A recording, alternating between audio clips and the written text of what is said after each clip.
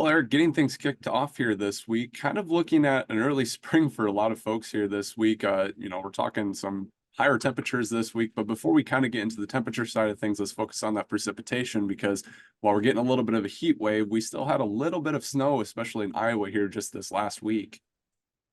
Yeah, and the good thing about it is the heat brings in and melts it. And because our soil temperatures aren't too cold right now, in fact, most of the Midwest probably has soil temperatures at or above freezing. We're going to melt a lot of the snow and put it right into the soil. So over the weekend, this is kind of a quick look at what our snow accumulation looked like. And overall, I mean, we brought in a nice little stripe of snow through the midsection of the country. The one place that's really missed out all winter on good snows, though, has been this part of the upper Midwest. Really, I could tighten that circle up a little bit more into this area where they're just still waiting on getting some good snow. So what's the point there? This will be an area that instead of having a major spring flood threat, unless we bring in more snow to that area, it's not going to be a big deal this year, unlike the Missouri, the Red River, the North, and the Mississippi. But yesterday I was kind of watching how this snow was melting. And so this is since this morning when the sun rose right here. We can just continue to see the snow melt. It's kind of neat to watch that. Now, last night I flew from St. Louis over to Charlotte, Charlotte down to Destin, where I'm at today for a meeting. And I flew over these bands of snow you see in Southern Illinois. It's kind of fun to look at this because I took a picture out of the airplane window. So there's the Mississippi in the background, which by the way is 15 feet above low stage today, so doing just fine. But look at how sharp the boundary is between who had the snow in Southern Illinois, who didn't have the snow. So I love it when I hear from people that want to complain about how bad their weather forecasts are. Like, oh, you said we were going to get 3 inches of snow. Like, well, the field next to you did. And, you didn't. So it's just the tricky business of trying to pinpoint those forecasts. It's really quite hard to do here. But looking at all of this, much of our attention this week is going to go to the West. We have another massive system barreling into the Western United States, and it's going to take center stage for our forecasts for the next several days, including the severe weather threat in the Central Valley of California today. That's kind of a rare thing to see, a slight risk of severe storms in that region. That's also where they have all the flood watches, high wind watches and warnings, and winter storm warnings out for the Sierra Nevada mountains. The rest of the country, we're pretty light on weather watches and warnings at this point. But what you'll notice here in the flow of the atmosphere is that the West keeps getting these deep troughs that come into it. There's the first one this week.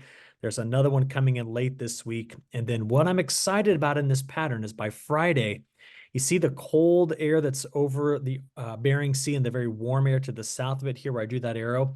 Well, all of that is going to be plowing into the Western United States to finish February and start March. And what this means is the end of this month into the beginning of the new month is going to give us flow that looks just like that arrow.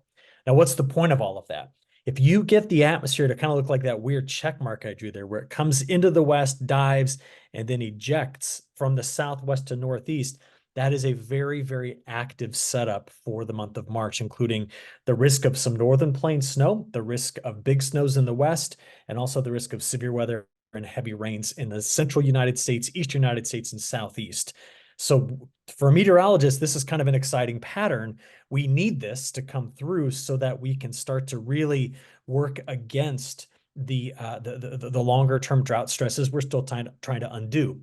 Now, while I'm showing you this, I'm going to remind you that since last fall, we've seen up to a 25%, I think it's almost a 25% reduction in U.S. drought area. So that's a good thing, but more needs to be done to undo some of these soil moisture problems. Now, remember, before we get there, all the actions in the West. California is drought-free. Most of the Pacific Northwest is drought-free. We're about to add a tremendous amount of moisture into the West. But if you come across the rest of the country, so you'll see the systems lining up the West Coast here, by Wednesday night through Thursday and Friday, I'm just rock back and forth on it. Look at Kansas, Missouri, Illinois, the Ohio Valley to New England. There's a system coming through late this week into that area. And then we're going to watch by the time we get past the 25th, 26th, and 27th for the atmosphere to open up to a whole new pattern. Can you kind of see as I rock back and forth that it looks like it's coming in like this and then leaving like that? That's what I want to get. And if that comes in that trajectory, things really start to change up quite a bit. As we look out over the next 10 days, too mild to bring in much snow here, but a lot of snow in the Cascades and Sierra Nevada, Northern Rockies.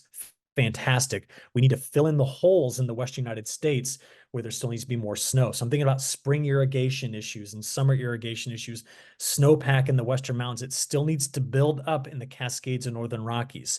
But that same problem that's hit here with less snow extends over into Montana, North and South Dakota, Minnesota, Wisconsin, the UP, and Michigan. That's our dry spot right now when you look back since the start of the new year.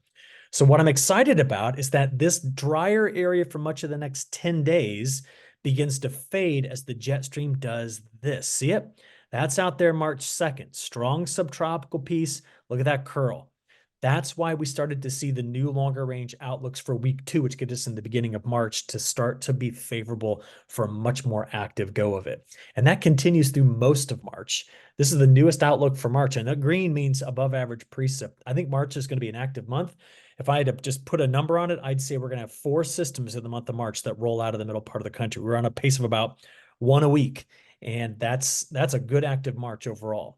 Now the temperatures, take a look at this. Really cold over parts of China, really warm over Southeast Asia. That contrast rips out a piece of the jet stream that really just invigorates the flow for us. So our temperature pattern is going to be kind of wild here. Look at the mild air that's coming back in. That's Tuesday into Wednesday of this week, Thursday of this week. I mean, just very, very mild air across much of North America, and it just keeps coming in waves. So, man, I don't know if you're ready for this, but it's going to be warm. Oh, by the way, something to remember here. Oh, gosh. Because this forecast is so mild going forward, like take a look at day 5 through 10 and day 10 through 15, still mild air. I want to remind everybody, for some reason in the Midwest, and I don't understand this, but we always have this mentality that after Easter, we got to go, like plant everything, just plant. Easter's very early this year. What is it? I think it's April 1st. So even if this mild air continues through March, I want to make sure that growers know that our last frost dates for our states like Iowa and Illinois, they're still at the beginning of May. So please be patient with this mild air that's coming in. But it's in all the models, including the European out there. The start of March is going to be pretty mild at this point. So get ready, man. It's going to be an awesome go of it. Mild air tends to have moisture in it this time of year. I think we're going to go active to start March. So when we're starting to look closer towards those planting dates, then we're talking about an active March, and we're starting to get maybe a little bit of consistency since that pattern kind of flipped a little bit wetter, which is really nice to see. We can see that continuing throughout the earliest parts of the growing season then? Well, this is where things get tricky, Dawson. So let me break this down to you for what I'm seeing. If you used what we call an analog approach to the forecast, in other words, let's find years in the past that look something like this. And then we also use the other side, which is to use the models. The models show you March, April, and May for most of the United States wet, right? Green is wetter than average. Where's the dryness? It's maybe coming out of Mexico into the southern plains. It's in both models. You can see that. But then if I show you, what does the government say? Well, it says something kind of similar, right? So this is the March, April, May forecast. Wet here, drier there, and in the Northwest. That's a very similar forecast to the models. But we have an El Nino, there it is, and it's fading very slowly. So let me show you this. Every year that I have listed up here is an El Nino year that peaked around Christmas and faded through winter into spring. And they're not nearly as wet looking as the models. Would you agree? Like you see some areas in the upper Midwest, the Ohio Valley, that are drier, the Northwest a little bit drier than normal. Is this kind of like super drought? No, this isn't what we had a year ago back in spring. But it's not the super wet signal that you get. So if you say, well, show me the analogs, they say, well, they don't look exactly like the longer range models. So then we say, well, what about beyond that? What about May, June, July? The models just say, yeah, keep the moisture in place, but make it dry from Mexico into the Western Plains. See that? That's where they've got the dryness. So you then say, well, what does the government say? It's got the same look. See that? Same look. So then I say, well, what about the models? I'm sorry, the analog. We just looked at the models. The analogs are like, no, no, no. When you fade out of an El Nino, we tend to be a little drier in the central United States. Is this alarming? No, it's not. It's not alarming to be just a shade drier than normal, but it's something that I'll be watching. I think there's risk here. I mean, that's where I'm starting to get concerned. But I'm also going to tell you something. Some of these years, May to July, were wet. And some of them, I mean, we got 88 and 83 in the mix. Like those are years that just start making folks really get worried. But those were years where there was an El Nino that faded. So if I had to pick, I would say that 2016 is the closest analog to 2024. Now, it's very dangerous to use a single year as your analog because people start saying, oh, is it going to be just like, and if I say 2016, they're going to think 2016. But if 2016 is the analog that I choose, well, then you can see where the driest risks are here and here. So if we end up getting a year like 16, okay, a lot of people are going to be happy that grow crops in our two states, right? But I want to let you know that it's very dangerous just to use 1 year. Okay, so let's finish this longer range idea up. Can I show you the newest model data that just came out? Now, this is a statistical processing of the dynamical model. So what does that mean? That means that we're trying to get rid of as much error as possible. And I know we're going long here, Dawson, but just take a look. That's April, May, June. This is May, June, July, and this is June, July, August. Suggesting that the Western Corn Belt could see some stress in this approach, late summer is a possibility. So if you're curious what I know about summer right now, it's very little. Just be honest with you. There's a lot of possibilities. We have to get through spring to see what it looks like, but now you know what I'm watching as we go forward. But I mean, even though those risks still remain and that uncertainty remains with the summer months, we're still trying to break away at that drought, which is kind of happening in most areas, especially in the South right now. It's Yeah. happening a little bit in the Midwest. Of course, we're having a little bit farther behind up in the North, but there's still some progress going with busting that drought, especially when we're talking about maybe these drier signals later on. Yeah, we are. We've made major improvements this winter on our soil moisture. There's no doubt about it. Things have been getting much, much better.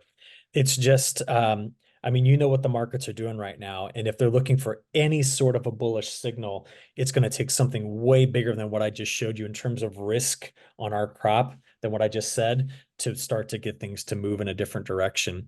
So I would just tell you that right now, we're going to watch this together. But as things move forward, I'll tell you, we've already got some insurance, kind of some money in the bank because we recharged some of that soil moisture this winter. For sure, really working on that. But moving down to South America too, they're starting to see some systems pop up, especially off the coast, as you mentioned a little bit before we started recording here. So what's going on down there? Well, let's go backwards if you don't mind. How about the long range Or, first in South America? Because I'm just on this website.